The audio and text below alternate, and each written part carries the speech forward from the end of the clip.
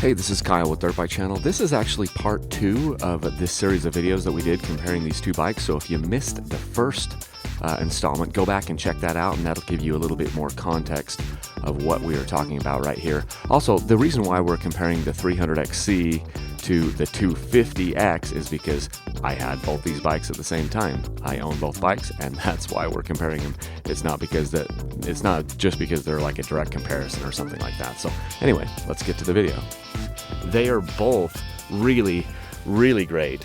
And if you are, what we're doing here is we're really splitting hairs, because I feel like both bikes, you can be comfortable on, and both bikes you can have a great time, and either one of these bikes would make a great primary bike. Something else that we noticed yesterday when we were riding is that the cockpit of the KTM, the 2017 300XC, the cockpit of that does feel a bit more roomy. We first noticed this a few weeks ago when we were testing the 2017 version of the KTM against the 2015 version, and it just seemed like your feet and your hands were closer together. It's like the foot pegs on the 2017 have been moved down and back.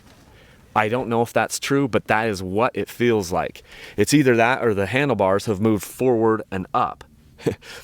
Because it's easier to stand on the 2017 version of the KTM, and the same thing happened on the YZ. What was your impression as we swapped between the two bikes as far as the rider cockpit and the rider feel? Immediately, that's the first thing I noticed, that it had way more room, and I actually preferred it.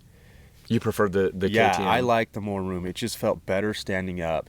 I could hold onto the bike better because I wasn't as crouched, because it kind of brought up, and it could be just the frame, it could be the whole package is the reason why it has more room, but it definitely is more roomier than the Yamaha. Yeah, it's something that you cannot gain an appreciation for unless you literally get from one bike to the next. If you ride one bike for 5 minutes to an hour and then you swap over and get on the other bike, it is immediately evident.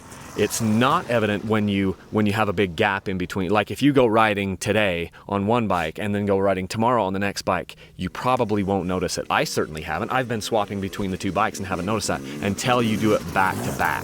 So if you've got another rider where you can go out onto a ride, do some of that ride, and then all of a sudden, boom, swap over onto a different bike, you really, really notice some things. And that was one of the things that we noticed.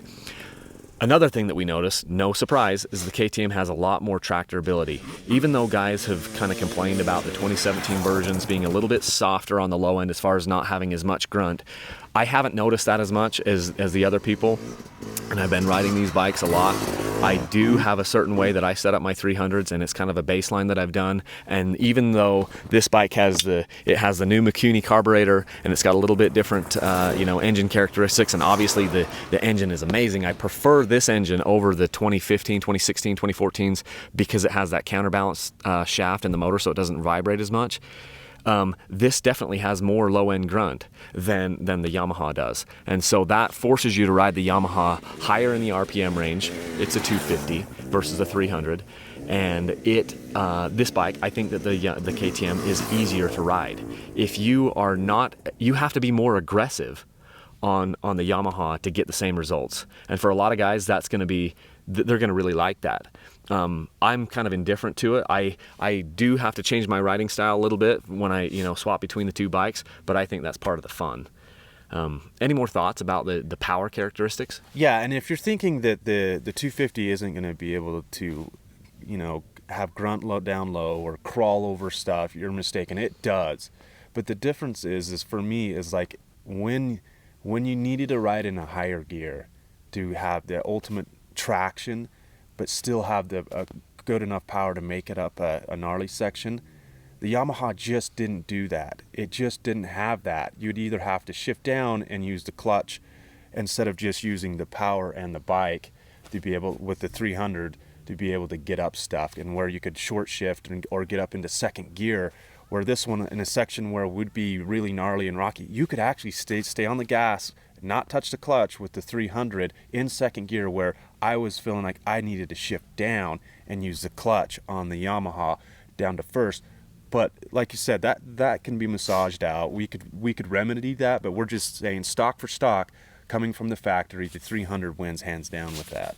The power delivery is better, and I even like the power delivery through the whole mid-range because it was just smooth all the way up to the top. Where this one was like not really anything, and then all of a sudden it came alive, which, don't get me wrong, it's fun too. So it's not saying that it's a blast to ride, and I love this bike, but the 300 for me was just, and it could be just that I'm used to the 300, but I really like the 300 power over the 250. Let's talk a little bit about engine vibration.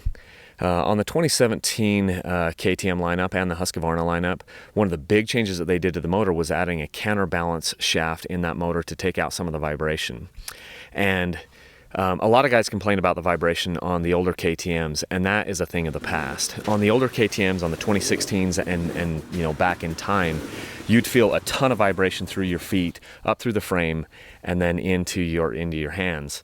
And it wasn't really even evident how much vibration to me there was until I rode the 2017. And then the vibration goes away. You switch back over to like a 2015 version, like what we have here at the camp on Sam's bike, and you're just like, holy cow, how does any bolt even stay on this thing, because it's rattling so much. And so that's a really awesome thing about the KTM on the 2017. Interestingly enough, though, this 10-year-old design of the 2017 Yamaha YZ250X, it doesn't have as much vibration. It has, this bike has less vibration than the 300s of old, but it has more vibration than the 300s of new, if that makes sense. So if you're looking for the bike that vibrates the very least, you're going to have to go with the KTM or a Husky. Haven't yet tested the betas or the gases or the Shercos or the Makos. I drop that out for all you guys out there that keep telling me to test one of those. But the YZ definitely has less vibration than the older KTMs. But more vibration than the new KTMs. And is that like a deal breaker for you? Does it really bother you, the vibration? No, it doesn't. You get right and you forget about it. But it really is. It's amazing that this Yamaha, it really doesn't have a lot of vibration. Yeah. It's quite impressive. And like we said, we weren't even thinking about the vibration until we rode the 17. Then we realized, wait, there is no vibration. So it's an afterthought. Yeah. But if you're coming from a 4-stroke and then moving to a 2-stroke, you're gonna notice that because you don't have a lot of vibration with a 4-stroke. So that is important, but we wanted to bring up, this doesn't have a lot of vibration and this doesn't have any. Yeah, I would say that between the two bikes, if you're worried about vibration and that's kind of steering you away from the YZ, don't worry about it. Yeah. It doesn't vibrate that much that it's a big deal. So just kind of putting that to bed. Thanks so much for watching, guys. In the next installment of this series, we're going to talk about which bike is more fun to ride. So watch out for that. Hey guys, if you didn't already know, Patreon is the best way to support Dirt Bike Channel. We've got some really cool rewards over there, so click on the link up here that you see to become a patron. That'll take you directly to our site, and you can check everything out. You can donate as little as $1 per month, and it would really help us out. Thanks a ton, guys.